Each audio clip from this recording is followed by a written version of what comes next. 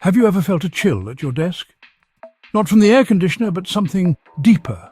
You look up, and your manager's cold, unblinking stare meets yours. The feeling crawls up your spine. The air is thick with silent dread. In meetings, it's worse. Mr. Hissman taps his pen, slow and steady like a countdown. Your co-workers share the same quiet desperation. This isn't just a bad job. The horror is real, and it's sitting in the corner office. The truth is more terrifying than you can imagine. Your middle managers, your supervisors, they are not human. They are reptilian creatures hiding among us in plain sight. They wear human skin like a costume, mimicking our habits and speech. But if you look closely, the cracks show. Ever notice how they never eat lunch with the rest of the team? That's because they prefer a nice plate of flies in the break room, extra crunchy. The workplace is their perfect hunting ground. They thrive on our frustration and despair.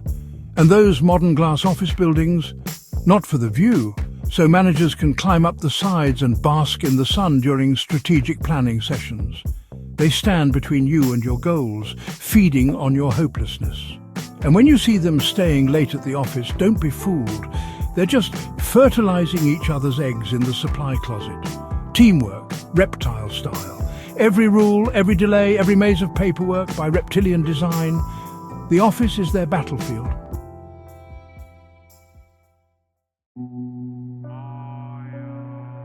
How do these reptilian managers achieve their goals? They use a special kind of poison, the venom of bureaucracy. Injected daily, it spreads through pointless meetings, endless paperwork, and impossible rules. Employees leave drained, confused, and powerless exactly as intended.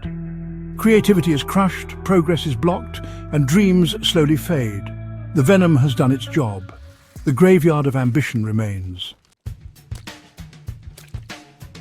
So what can you do?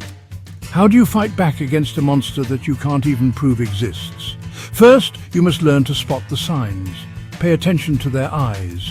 Do they blink less often than normal people? Listen to their speech. Is it strangely flat and without emotion? Do they seem to mimic human emotions instead of actually feeling them? Watch their movements. Are they sometimes a little too stiff or a little too quick? And most importantly, trust your instincts. If your boss makes you feel a deep, unexplainable chill, you might be onto something. Don't ignore that feeling. Once you suspect you are working for a reptilian, you must protect yourself. The key is to starve them of their food source, your negative emotions. This is very difficult, but it is your best weapon. When they create a pointless rule, do not get angry. Simply follow it with a calm, detached attitude. When they trap you in a useless meeting, do not show your frustration.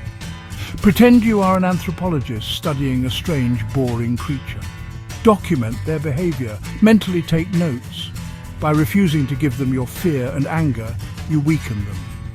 The next step is to connect with your human co-workers, but be careful. You cannot just shout, "Our boss is a lizard person." They will think you are crazy.